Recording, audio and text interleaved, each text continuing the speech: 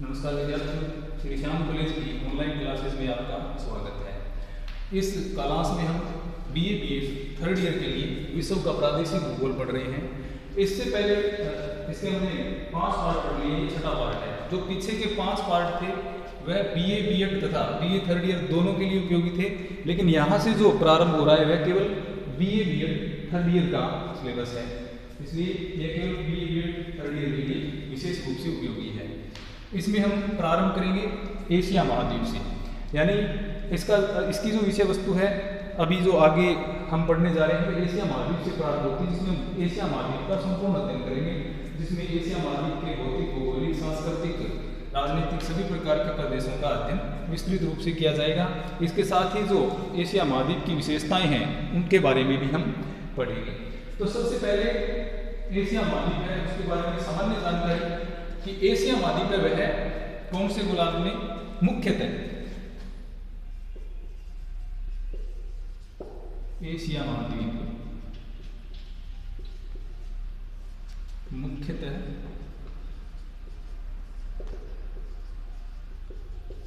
उत्तरी गोलार्ध में स्थित है, लेकिन इसका कुछ हिस्सा दक्षिणी गोलार्ध में भी आता है। जो भूमध्य रेखा है वह इसके नीचे वाले हिस्से से होकर के गुजरती है, तो इसका कुछ भाग है वो दक्षिणी गोलार्ध में भी आता है, लेकिन मुख्यतः इसका विस्तार है वो उत्तरी गोलार्ध में है। और पूर्व पश्चिम में अगर देखा जाए तो इसका अधिकांश विस्तार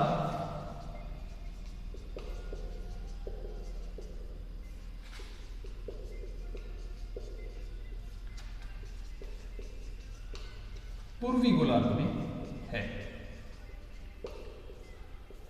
यानी उत्तर दक्षिण के हिसाब से देखें गोलार्ध में तो उत्तरी गोलार्ध में इसका विस्तार ज्यादा है, हालांकि थोड़ा हिस्सा इसका दक्षिणी गोलार्ध में भी है। और पूर्व पश्चिम अगर देखा जाए तो इसका विस्तार अधिकांशतः पूर्वी गोलार्ध में और कुछ हिस्सा इसका पश्चिमी गोलार्ध के अंतर्गत भी आता है। एशिया महाद्वीप जैसा कि आप जानते हैं विश्व का जो 7 महाद्वीप हैं उनमें सबसे बड़ा महाद्वीप है, सबसे पहले नंबर का है, तो इसलिए क्या है ये सबसे बड़ा महाद्वीप।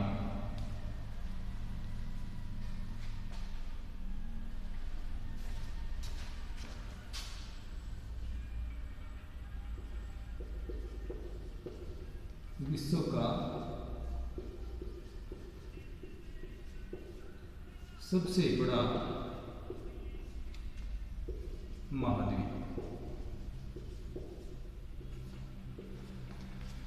यह विश्व का सबसे बड़ा महाद्वीप है। और विश्व का जो धरातल यानी सतल भाग का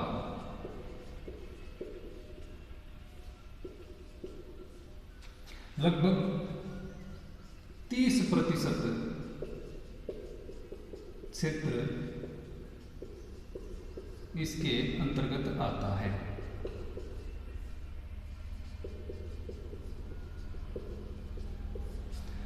तो एशिया महाद्वीप विश्व का सबसे बड़ा महाद्वीप है। विश्व में कुल महाद्वीप कितने हैं? 7। और 7 महाद्वीपों में 1 नंबर पर क्या है? एशिया सबसे बड़ा। और इसका जो पूरी पृथ्वी के जो सतल भाग का जो क्षेत्रफल है उसका 30% यह घेरता है। तो 30% यानी इसका कुल जो क्षेत्रफल है वो लगभग 4.4 करोड़ वर्ग किलोमीटर है। 4.4 करोड़ वर्ग किलोमीटर इसका लगभग क्षेत्रफल है। तो जो विश्व का कुल सतल खंड का क्षेत्रफल है वह लगभग कितना है? 15 करोड़ वर्ग किलोमीटर। ये लगभग में है, दोनों ही लगभग 4.4 करोड़ वर्ग किलोमीटर एशिया महाद्वीप का क्षेत्रफल है। जो विश्व के स्थलखंड का जो क्षेत्रफल है वो है लगभग 15 करोड़ वर्ग किलोमीटर। तो इससे क्या है, यह लगभग इसके 30% भूभाग पर एशिया महाद्वीप का विस्तार पाया जाता है। अब इसके अक्षांशीय देशांतरीय विस्तार की अगर हम बात करें तो एशिया महाद्वीप जो है वो 10 डिग्री दक्षिणी अक्षांश से लेकर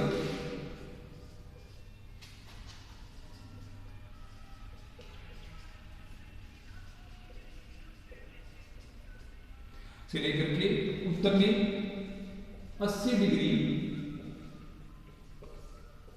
उत्तरी अक्षांश तक फैला हुआ है, यानी 10 डिग्री दक्षिणी अक्षांश से प्रारंभ होता है। दक्षिणी अक्षांश का अर्थ यह कहां से प्रारंभ हो रहा है, दक्षिणी गोलार्ध से प्रारंभ हो रहा है और उत्तरी गोलार्ध में 80 डिग्री तक यह विस्तृत है। अगर इसके देशांतरीय विस्तार की अगर हम बात करें तो 25 डिग्री पूर्वी देशांतर से प्रारंभ हो जाता है। यहां से हम देखें तो 25 डिग्री पूर्वी देशांतर,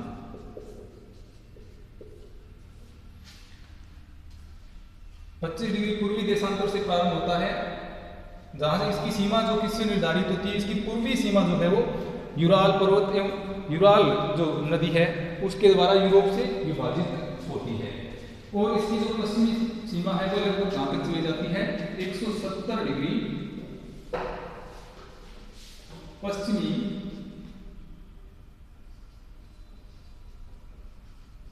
देशांतर। तो इस प्रकार इसका जो उत्तर दक्षिण विस्तार है वह दक्षिण में 10 डिग्री दक्षिणी अक्षांश से प्रारंभ होकर के 80 डिग्री उत्तरी अक्षांश तक पाया जाता है, और पूर्व पश्चिम में देखें तो 25 डिग्री पूर्वी देशांतर से प्रारंभ होकर के यह 170 डिग्री पश्चिमी देशांतर तक जाता है। अगर हम इसको ग्लोब के माध्यम से देखें तो एशिया जो महाद्वीप है वह इस जगह से प्रारंभ होता है। यहां पर लगभग जो 25 डिग्री पूर्वी देशांतर है वहां से प्रारंभ होकर के आगे यह 170 डिग्री पश्चिमी देशांतर तक चला जाता है। जहां पर यह लाइन दी हुई है बिंदुओं के रूप में, यहां पर है इस प्रकार से बिंदुओं के रूप में लाइन है, जिसको 180 डिग्री के आधार मान करके खींचा गया, जिसको अंतरराष्ट्रीय तिथि रेखा या इंटरनेशनल डेट लाइन जिसको कहा जाता है, जो कि एक सीधी रेखा नहीं है, क्षेत्रों के अनुसार उसको जगह जगह पर मोड़ा गया है। लेकिन ये प्रारंभ कहां से हो रही है, 180 डिग्री वाली जो लाइन है वहां से प्रारंभ हो रही है। तो ये एशिया का जो भाग है वो थोड़ा सा इससे आगे चला जाता है, 180 जो डिग्री की लाइन है उससे आगे चला जाता है, तो इसलिए पश्चिमी गोलार्ध जो है उसमें ये प्रवेश कर जाता है और वहां पर यह 170 डिग्री यानी 170 डिग्री पश्चिमी देशांतर तक इसका विस्तार पाया जाता है। अब दक्षिण में हम बात करें तो यहां से दक्षिण में यानी ये भूमध्य रेखा है, यहां से भी नीचे ये जो जावा इंडोनेशिया वाला पार्ट है, इंडोनेशिया में बहुत सारे द्वीप हैं, हजारों द्वीपों को मिलाकर के देश बना हुआ है, द्वीपीय देश है, और यहां से ये प्रारंभ होता है।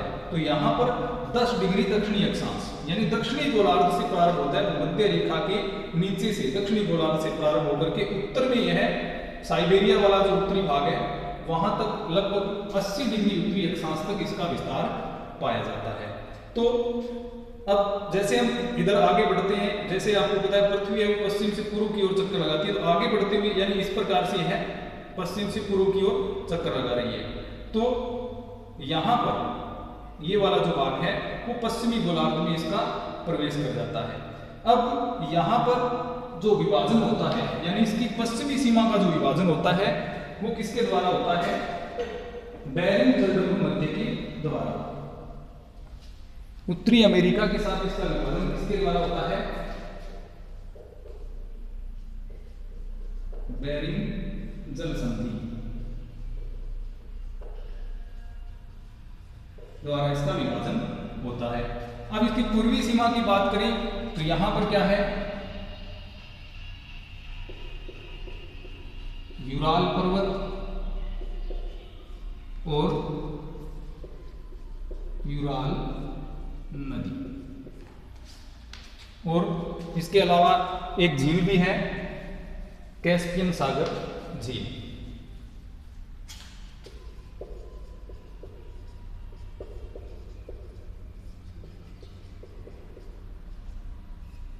कैस्पियन सागर झील। तो यूराल पर्वत, यूराल नदी और कैस्पियन सागर झील जो है वो इसकी यूरोप के साथ सीमा निर्धारित करते हैं, और उत्तर में इसके क्या जाता है, उत्तरी महासागर या जिसको आर्कटिक महासागर कहा जाता है, आर्कटिक या उत्तरी महासागर। तो उत्तरी जो सीमा है वो किसके द्वारा, आर्कटिक या उत्तरी जो महासागर है उसके द्वारा इसकी उत्तरी सीमा का निर्धारण होता है, आर्कटिक महासागर के द्वारा। अब ऊपर आ गया आर्कटिक या उत्तरी महासागर आ गया, और यहां पर क्या है, इसके जो पश्चिमी भाग है उसमें क्या है,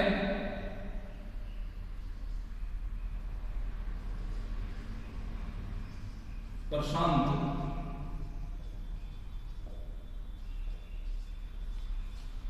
महासागर, यानी एक दिशा में इसके क्या पाया जाता है, प्रशांत महासागर फैला हुआ है, जो कि कौन से भाग में है, तो पूर्वी भाग में, मैंने पश्चिमी बोल दिया गलती से, पूर्वी भाग में क्या है इसके प्रशांत महासागर है। लेकिन आगे इसका विस्तार पश्चिमी गोलार्ध में चला जाता है, इसलिए यहाँ पर क्या लिखा हुआ है, पश्चिमी देशांतर लिखा हुआ है। देशांतर है, यहाँ से पूर्वी देशांतर होंगे और यहाँ से पश्चिमी देशांतर होंगे। लेकिन जहाँ से जापान का प्रारंभ होता है वहां से कौन सा गोलार्ध प्रारंभ हो जाता है, यहाँ पर पूर्वी। तो यहाँ पर इसकी जो सीमा है, पूर्वी जो सीमा है उसका निर्धारण किसके द्वारा होता है, प्रशांत महासागर के द्वारा होता है। तो पूर्व में इसके क्या है, प्रशांत महासागर है, और पश्चिम में क्या है इसके पश्चिम में, यानी यहां से जैसे चलेंगे तो कौन सी दिशा आएगी आगे, पश्चिमी, और पश्चिमी दिशा में इसके क्या है, यूराल पर्वत, यूराल नदी और कैस्पियन सागर झील यहाँ पर पाई जाती है। तो विस्तार इसका 25 डिग्री पूर्वी देशांतर से 170 डिग्री पश्चिमी देशांतर के मध्य पाया जाता है, और इसकी जो पूर्व से पश्चिम लंबाई है वह सर्वाधिक चौड़ाई, जो पूर्व से पश्चिम इसकी सर्वाधिक चौड़ाई कितनी है, 7,720 किलोमीटर है। जहां पर यह सबसे ज्यादा चौड़ा है वहां पर कितनी है, 7,720 किलोमीटर। इसके बाद इसकी अगर हम जो ऊंचाई है वो देखें तो सर्वाधिक जहां पर इसकी जो लंबाई है, ऊंचाई है या लंबाई है सर्वाधिक, वहां पर कितनी है, 8,580 किलोमीटर इसकी सर्वाधिक लंबाई है। तो अब दक्षिण में इसके क्या है, हिंद महासागर, दक्षिणी भाग में यहां पर क्या है इसके, हिंद महासागर। अब देखिए यहां पर पूर्वी देशांतर क्यों लिखा हुआ है, क्योंकि 0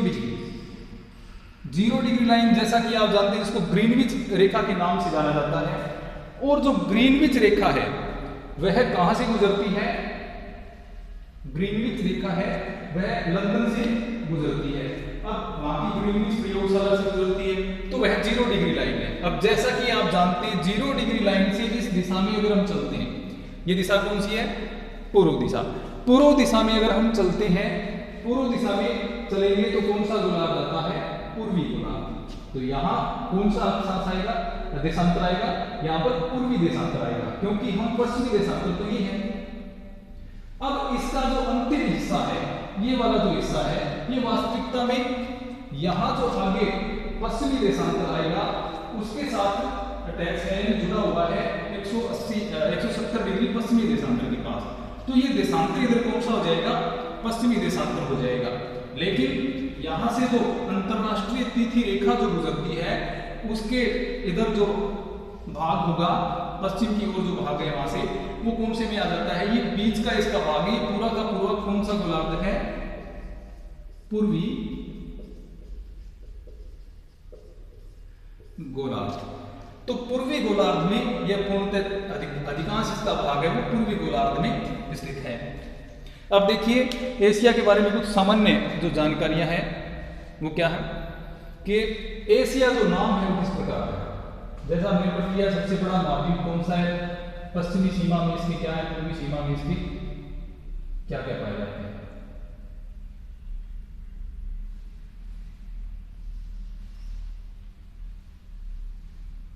अब एशिया शब्द जो है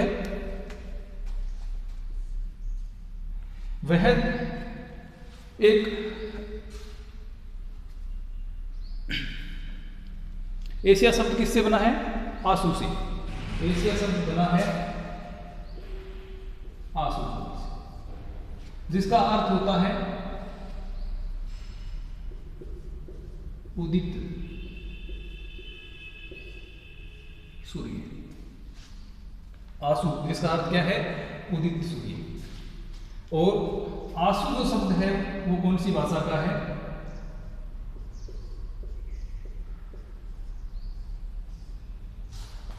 हिब्रू। तो आंसू शब्द कौन सी भाषा का है?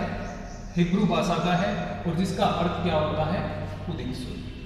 अब जैसा कि हमने देखा, अंतरराष्ट्रीय तिथि रेखा के जो भाग इधर स्थित है, यानी बाईं ओर जो भाग स्थित है वह कौन से गोलार्ध में आता है? पूर्वी गोलार्ध में। अब इस पूर्वी गोलार्ध में यानी एशिया का ये वाला जो भाग है, जापान जो है,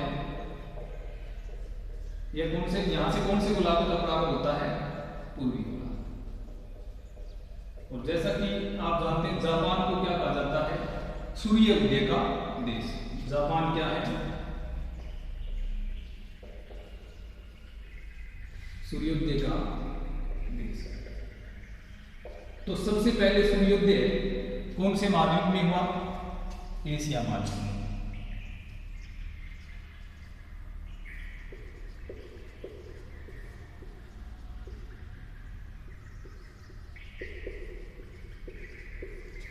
तो सर्वप्रथम सूर्योदय कौन से में हुआ? एशिया महाद्वीप में। इसीलिए एशिया महाद्वीप को क्या है? आंसू या उदित सूर्य का महाद्वीप कहा जाता है। इसके अलावा इसे क्या कहा जाता है?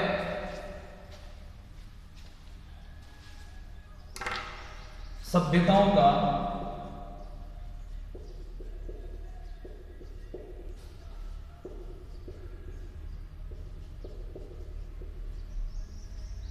पालन। यानी विभिन्न प्रकार की जो सभ्यताएं हैं, जैसे सिंधु घाटी सभ्यता है, मेसोपोटामिया की सभ्यता है, तो ये सारी सभ्यताएं कहां पर पैदा हुई? एशिया महाद्वीप में। इसलिए इसे क्या कहा जाता है? सभ्यताओं का पालना भी कहा जाता है। यानी मानव सभ्यताओं का सर्वाधिक विकास या सर्वाधिक मानवीय सभ्यताएं कहां पर पाई गई? एशिया में विकसित हुई, इसलिए इसे सभ्यताओं का पालना भी कहा जाता है। अब इसके अलावा इसे जो धर्म है उनके बारे में भी यह स्पष्ट है कि जितने भी धर्म हैं वो सारे के सारे, चाहे मुस्लिम धर्म, हिंदू धर्म, ईसाई धर्म, सारे के सारे धर्म, बौद्ध धर्म, जैन धर्म, ये सारे धर्म कहां पर उत्पन्न हुए? एशिया में। तो इसे धर्म की भूमि भी कहा जाता है, या धर्म की जनक भूमि भी इसको कहते हैं। तो एशिया में सभी धर्म, बौद्ध, जैन, हिंदू, मुस्लिम, ईसाई, सिख, जो भी धर्म है वो सारे के सारे कहाँ पर उत्पन्न हुए? वो एशिया में। इसलिए ये सभी धर्मों की जननी भी है।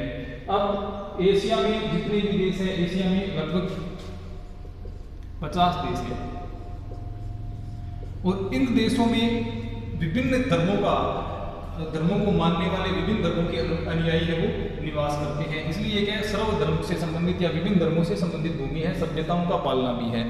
इसके अतिरिक्त इसको मानव की जन्म भूमि भी कुछ विद्वानों ने कहा है।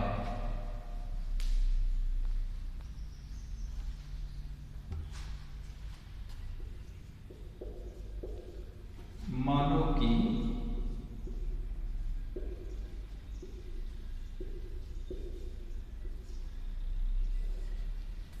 जन्मभूमि। तो मानव की जन्मभूमि भी किसे कहा जाता है? एशिया को। वैसे कई पुस्तकों में या कुछ विद्वानों ने जो अफ्रीका है उसको भी मानव की जन्मभूमि माना है, लेकिन जो इंडोनेशिया है वहां पर, जो इंडोनेशिया के जावा द्वीप में, इंडोनेशिया के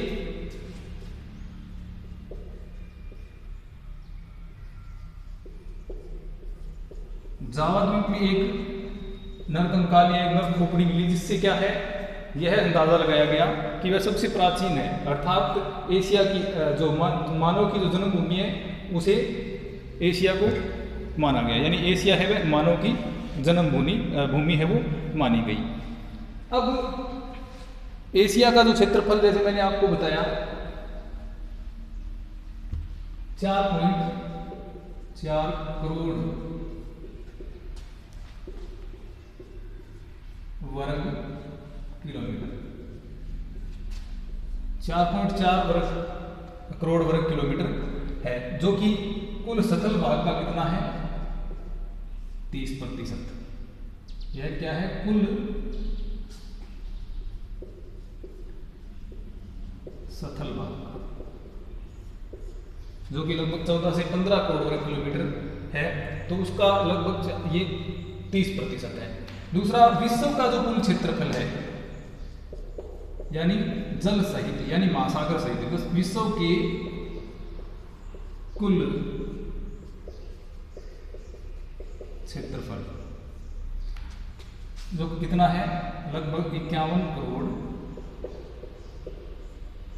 वर्ग किलोमीटर।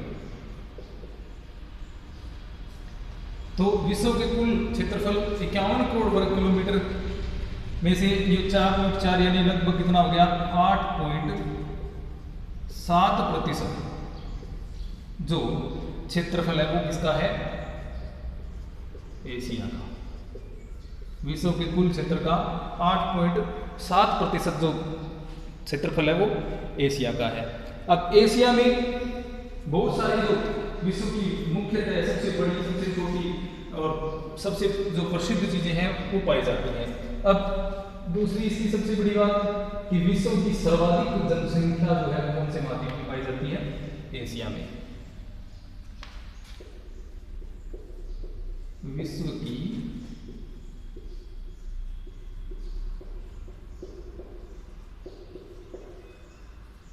सर्वाधिक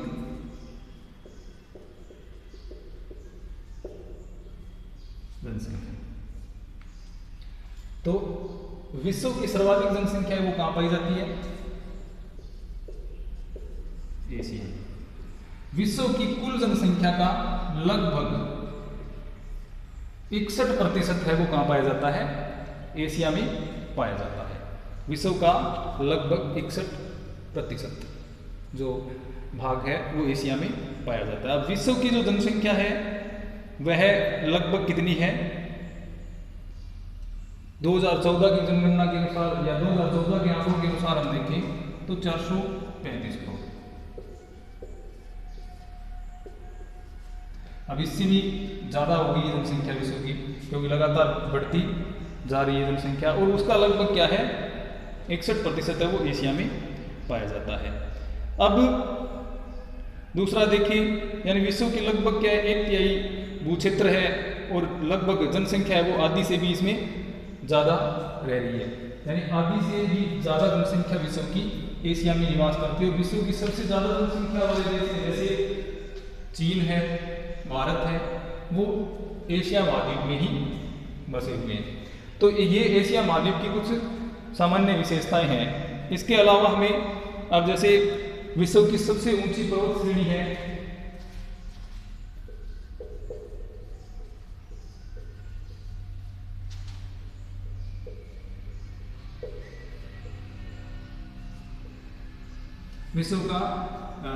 विश्व की सबसे ऊंची पर्वत चोटी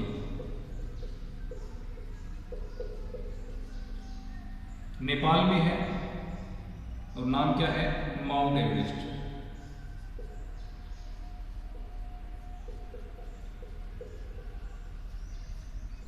और जिसकी ऊंचाई 8,848 मीटर है।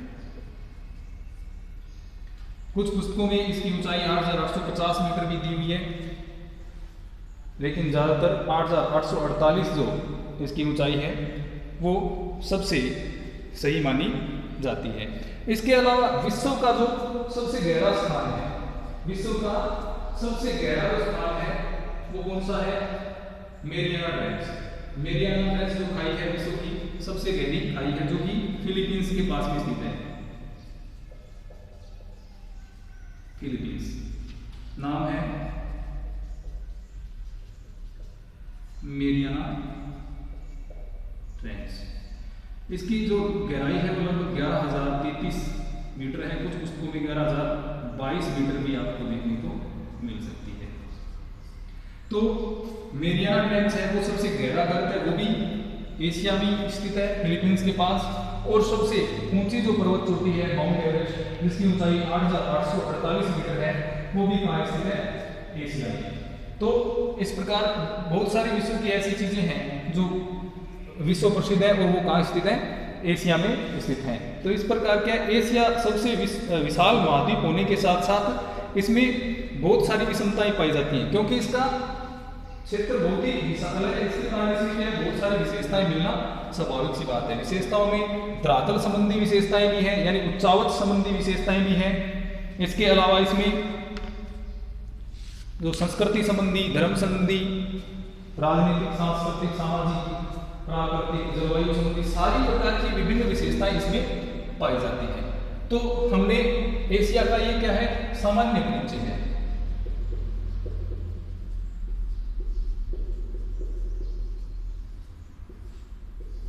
एशिया का सामान्य परिचय। तो हमने देखा कि एशिया का जो उत्तर से दक्षिण विस्तार है वो 8580 किलोमीटर है, और पूर्व से पश्चिम है वो जहाँ पर सर्वाधिक फैला हुआ है उस जगह की बात है ये दोनों, और जहाँ पर सर्वाधिक है पूर्व से पश्चिम जहाँ पर फैला हुआ है वह 7720 किलोमीटर है। इसका दक्षिणी जो बिंदु है वो 10 डिग्री दक्षिणी अक्षांश से प्रारंभ होता है और यह कहाँ तक चला जाता है, 80 डिग्री उत्तरी अक्षांश तक। इसका जो पूर्वी भाग है, जो पूर्वी सीमा है, यानी यह पूर्वी 25 डिग्री पूर्वी देशांतर से प्रारंभ होकर के और 170 डिग्री पश्चिमी देशांतर तक जाता है। अब गोलार्ध के हिसाब से देखें तो ये इसका जो हिस्सा है वो पश्चिमी हिस्सा बनता है, और पश्चिमी हिस्से में इसकी सीमा किससे निर्धारित होती है, यूराल पर्वत और यूराल नदी के द्वारा और कैस्पियन सागर, यानी ये यूरोप से इसको अलग करते हैं, यूराल पर्वत और यूराल नदी। नीचे क्या है, यहाँ पर कैस्पियन सागर है जो कि एक झील है, कैस्पियन सागर झील। इसके अलावा इसकी जो पश्चिमी सीमा है वह किससे बन रही है, प्रशांत महासागर से, और प्रशांत यहाँ पर बेरिंग जल संधि है जो कि इसको उत्तरी अमेरिका से अलग करती है। तो इस प्रकार हमने एशिया के बारे में कुछ विशेष बातें जानी कि एशिया विश्व का सबसे बड़ा महाद्वीप है, यह सभी धर्मों की जन्म भूमि है, सभी सभ्यताओं का जन्म भी इसमें हुआ, इसलिए इसे सभ्यताओं का पालना भी कहा जाता है। और एशिया शब्द की उत्पत्ति है वो हिब्रू भाषा के आफू शब्द से हुई है, जिसका अर्थ है उदित सूर्य, और उदित सूर्य क्योंकि जापान में सबसे पहले सूर्योदय होता है इसलिए इसको उदित सूर्य का देश भी कहा जाता है, और एशिया को उदित सूर्य का महाद्वीप कहा जाता है। इस प्रकार हमने एशिया के बारे में सामान्य जानकारी प्राप्त की। अब एशिया की जो मुख्य विभिन्नताएं हैं उसके बारे में हम अगले वीडियो में, अगले अध्याय में पढ़ेंगे। धन्यवाद।